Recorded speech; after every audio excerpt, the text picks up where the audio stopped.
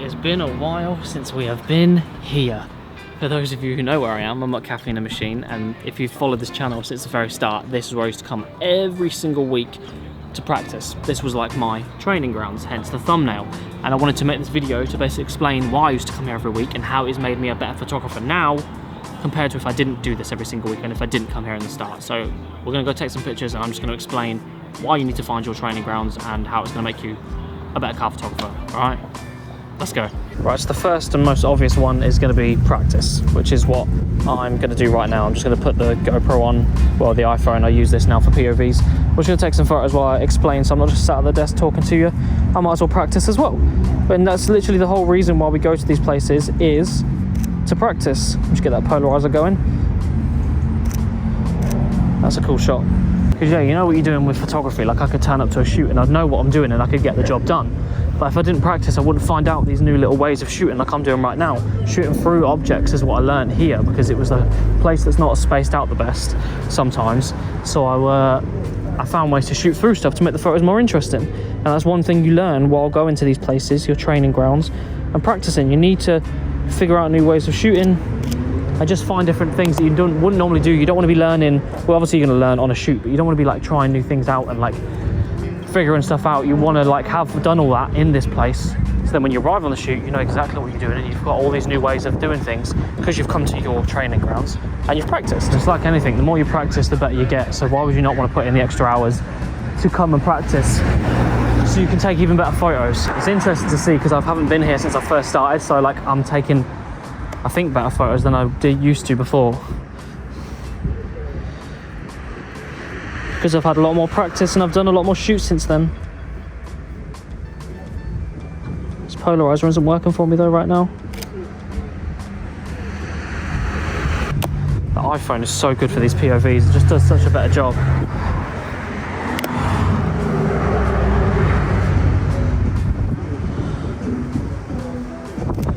Obviously I've got the 85mm on, can't not use the 85mm. We all know my addiction with it, but it does just take bangers, so how can you blame me? But yeah, the next reason is content as well. Like this gives you the opportunity now to post so much more content and get your name out there more, because that's what we need to do really. It's hard to get your name out there as a photographer because there's not many people doing it.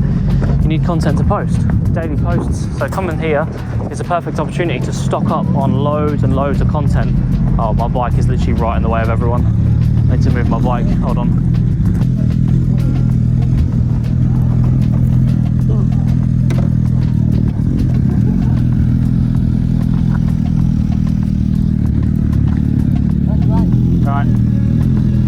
There was no one here when I arrived, so I was like, I'll park sideways, now I'm in the way.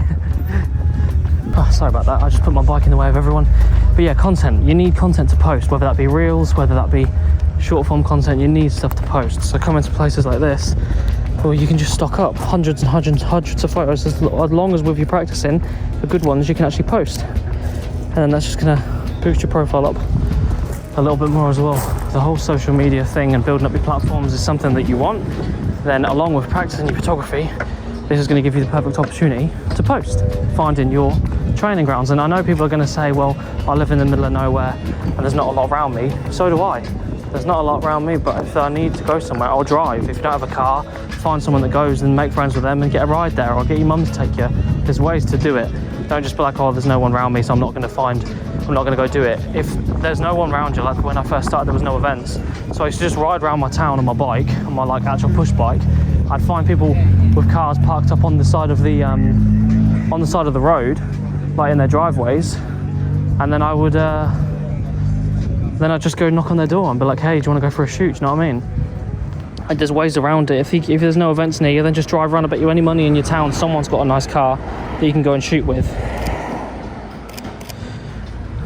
So if you can't find your training grounds because you can't find an event, you can at least find people that you can take to spots that you know that you can practice with their cars. There's always someone to shoot with. So don't be that person that's just going to make excuses and be like, oh, I can't shoot and get content because there's nothing around me. Bollocks, mate. You're talking out your ass. I'm going to try to get some pictures of this BMW. So the third reason is networking. Coming to these places and practicing and just getting stuff for your own content. You never know who you're going to meet and you never know who's watching.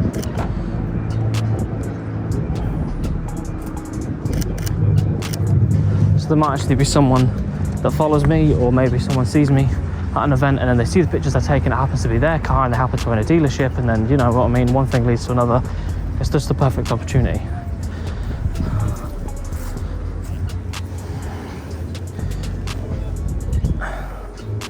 And even if you can't find anyone, go to the cars and see the Instagram handles, and when you take a picture of their car, take a picture of the Instagram handle on your phone, so then when you get home and you edit that photo, you can tag them in the post. Just start tagging everyone at these events and be that person that everyone knows that takes pictures. And that's when you can turn these little training ground practice sessions into actual job opportunities, because you never know who's gonna potentially see your stuff and want to book you.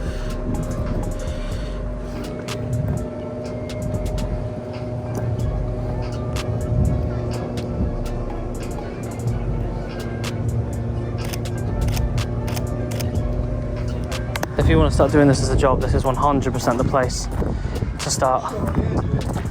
Yeah, I'd love to. It's the best place to park it as well. You've got your own little corner, little private section. Yeah.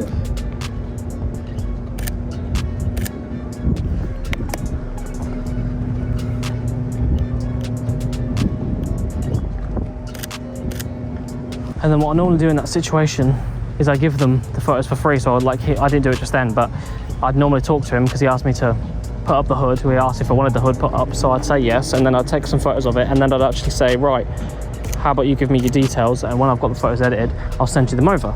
So you give them away for free, but it's an opportunity for him to be like, oh, that's really cool. Again, put another good reputation on your name, so he knows that you're that guy that gave him those free photos. You've done something nice for him, and then from there, if he does have anything in the future, you're more than likely going to be in his head for someone to use if he needs photos. If he does have a dealership, or if he knows someone, he can then recommend you because you've got his Instagram, he's got your Instagram, you've had a little message, you've given him something for free. Self-consciously, he's going to want to give something in return if he has the opportunity to. So it's just another way, again, to network and potentially turn your little hobby and your practice session into a paid job. The next point, well, the last point really, is access. When are you ever going to, I always get people messaging me being like, how do you get access to all these cars? Half the time they're just at events and I Photoshop them into looking like they're a private shoot, do you know what I mean? These sort of places give you access to all these high-end cars like GTRs, Aston Martin just chilling over here, McLarens, Lambos over there, do you know what I mean? Like cars that you probably wouldn't normally get hold of unless you message them and sort it out yourself. They're just sat right here for you, and with a little bit of Photoshop and a little bit of like smart photography, you can make it look like a private shoot. So when you post them on your Instagram, people just think that you're shooting all these crazy cars on your own like they do on my profile. I get messages being like, how did you get access to this? I just saw it at a car meet, mate. I just took a picture of it at a car meet, took it in a way where it doesn't look like it's at an event, and it's just like an actual shoot. And then yeah, potential people that are keeping an eye on your profile that want to book you will think you're working as well. You don't have to tell them you're just at an event. It's all the illusion of doing that